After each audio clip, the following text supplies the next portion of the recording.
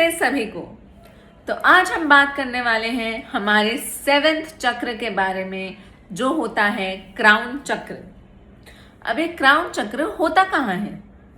Crown चक्र बिल्कुल हमारे सर के ऊपर क्राउन एरिया में होता है। ये हमारे ब्रेन, नर्वस सिस्टम और हायर कॉन्शियसनेस से कनेक्टेड होता है। ये चक्र हमें हमारे लाइफ के पर्पस से जोड़े रखता है। लेकिन ये क्राउन चक्र होता क्या है? क्राउन चक्र, जिसे हम सहस्रार चक्र भी कहते हैं, हमारी स्पिरिचुअल कनेक्शन और इनर पीस का सेंटर होता है। ये चक्र कंट्रोल करता है purpose, faith, inner peace, trust in life और हायर अवेयरनेस। अगर ये चक्र वीक हो जाए तो लाइफ डिस्कनेक्टेड सी लगने लगती है। अब पता कैसे चले कि हमारा क्राउन चक्र इम्बैलेंस्ड है? तो जब क्राउन चक्र वीक या ब्लॉक्ड हो तब लाइफ मीनिंगलेस लगने लगती है, डिप्रेशन होता है, burnout, confusion, lack of faith and constant dissatisfaction. ऐसा लगता है जैसे लाइफ जी तो रहे हैं, लाइफ बस चल रही है, पर लाइफ जीने की वजह मिसिंग है। और जब क्राउन चक्र ओवर रिएक्टिव हो तब रियलिटी से डिस्कनेक्ट, ओवर स्पिरिचुअलाइजेशन, ग्राउंडिंग की कमी और प्रैक्टिकल लाइफ में इम्बैलेंस। यहाँ ऊपर से कनेक्शन तो होता है पर जमीन से कांटेक्ट छूट जाता है। लेकिन हमारा क्राउन चक्र इम्बैलेंस होता क्यों है? फेथ के टूटने की वजह से, लाइफ के ups and downs, emotional exhaustion, purpose को इग्नोर करना और ग्रैटिट्यूड की कमी। जब हम लाइफ पे भरोसा छोड़ देते हैं तो हमारा कनेक्शन वीक हो जाता है। तो चलिए, अब हम ये तो समझ गए कि हमारा क्राउन चक्र इम्बैलेंस क्यों होता है, पर अब हम इस इम्बैलेंस को ठीक कैसे कर सकते हैं? तो क्राउन चक्र हीलिंग फोर्स से नहीं, सरेंडर से शुरू होती है। सबसे पहली चीज, साइलेंस एंड स्टिलनेस। हर रोज थोड़ी देर के लिए शांति में बैठें, ठीक है। सेकंड चीज, प्रेयर एंड मेडिटेशन।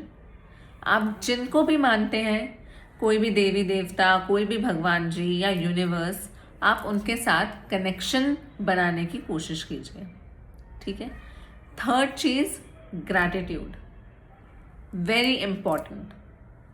हर रोज अपनी लाइफ में आप कोई भी 3 चीज़ों के लिए ग्रैटिट्यूड शो करें, शुक्रिया अदा करें, और वो 3 चीज़ें हर रोज़ अलग अलग 3 चीज़ें होनी चाहिए। एंड बिलीव मी, 1 मंथ में यू विल स्टार्ट नोटिसिंग कि आपकी लाइफ में मिरेकल्स हो रहे हैं। आप स्टार्ट तो करो, ग्रैटिट्यूड शो तो करो चीज़ों के लिए, ठीक है। फोर्थ चीज़, साउंड हीलिंग। तो आप इसमें ओम का जाप कर सकते हैं, क्योंकि जो ओम है वो क्राउन चक्र का बीज मंत्र है।